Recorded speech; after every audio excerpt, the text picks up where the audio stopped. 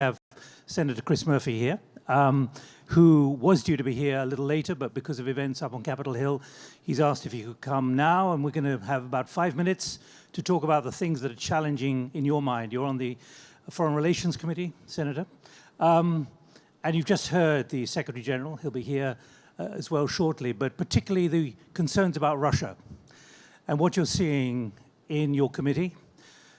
The kind of things which perhaps the public doesn't really want to understand, which goes much further than just interference in the political and democratic process and elections. Thank you for having me, and I'm sorry that I wasn't able to be here as scheduled. We have these pesky votes in the United States Senate that interfere with the rest of our agenda during the day, and so I have to be on the floor voting at my scheduled time. So thank you for allowing me to come by and just share a few thoughts. Thank you to all of our partners for putting this together. Terribly, terribly important. You are right that we spend a lot of time on the Foreign Relations Committee talking about all of these asymmetric, uneven threats that are presented to the United States and to the NATO alliance by Russia.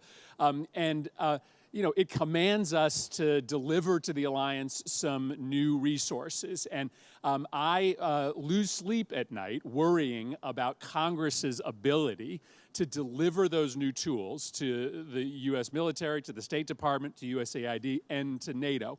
We are far behind the Russians in understanding what new capacities our alliance needs. And the alliance can't do it without funding, without appropriations from the United States Congress. So I'll give you an example of the pull and tug here, Nick. We, for years, have been talking about stepping up our anti-propaganda operation. We passed a piece of legislation that I wrote with Senator Rob Portman of Ohio to establish a new center in the State Department called the Global Engagement Center, supporting independent, objective media around the world, ferreting out the Russian propagandists. We passed it pretty quickly, but then this administration took a number of years before they'd accept the money. We really had to convince everybody inside this administration this was worth doing. Secretary Pompeo, to his credit, has stood up this new anti-propaganda center, but it just speaks to how difficult it is for us to turn our wheels in order to catch up with the Russians, and I hope that the Secretary General's visit today commands us to do more of that. Out there are a lot of people watching online. There are a lot of members of the public who don't really understand what NATO is about. They've heard about it, but they don't understand the kind of threats that the Secretary General and Sakya and others have put really clearly on the agenda. It's not just Russia, it's China too. It's China as well. I was in Europe 2 weeks ago. I was in Dublin, which obviously partners with NATO on a regular basis, and the Chinese embassy is exploding with people inside Dublin. Why? Because they've got a new 5G contract out, and there's a lot of European and American data in Dublin, and Huawei wants to be the permanent long-term hardware partner for that data, and we have serious concerns about that, because the idea that a company that is so directly connected and affiliated with the Chinese government could switch on and off our data is something that should cause all of us to lose sleep at night. And so, well, the Russians are much more overt and aggressive and outrageous in their online provocations. We catch them a lot more easily. The Chinese have a long-term play here, a long-term play to grab a hold of the tubes through which all of our data flows, and we have to be just as vigilant about that. Do you think the public really understands the kind of seriousness? I mean, you're a politician. You have to get voted back into office each time, or into your position.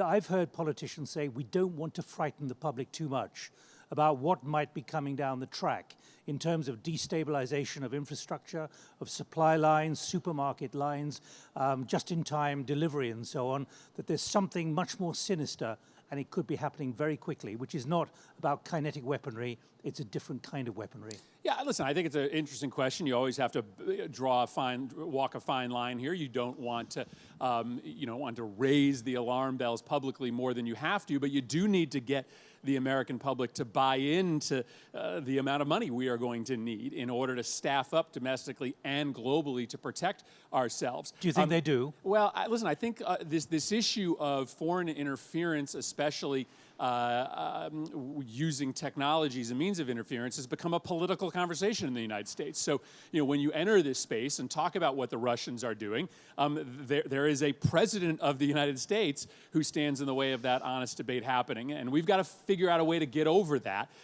because right now, anytime we try to have this conversation about foreign interference in domestic affairs, it sounds as if you're picking a political fight with the President of the United States, and that's not what it's about. And we need Republicans to help us with that. But the European Commission last week produced a devastating and very sinister report about China. The European Union, having wanted to accommodate China, now taking a rather different view as the Chinese move in and they buy ports, they buy infrastructure, right. They buy companies, and that's almost irreversible. So it begs for the United States, as I said at the outset, to resource our diplomats and resource our national security infrastructure differently than we do today.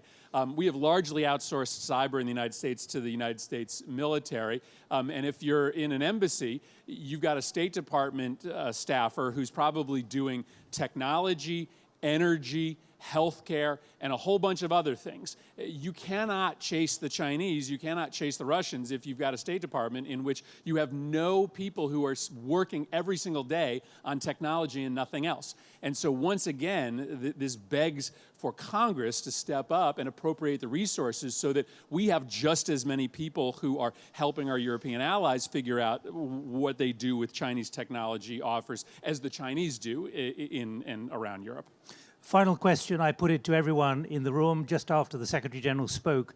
What is the unthinkable? What are the unthinkables you should be thinking about? The unpalatables you should be thinking about putting on the political agenda for security risk and the kind of risks which affect a sovereign state? Well, listen, there's a reason why we still have the 2% threshold. I get it that we're having an important conversation about all of the other ways in which you have to build holistic defense.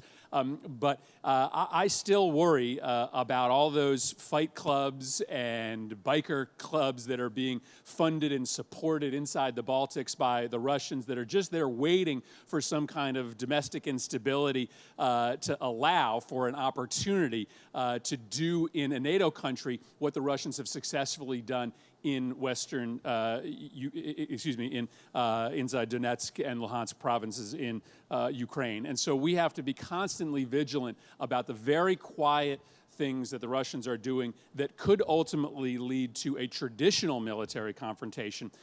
We can't lose sight of that conventional threat, even as we talk about all of these new threats. Senator Chris Murphy, thank you very much indeed for making it over here. Thank you, everybody. Thank you, everybody. Appreciate it.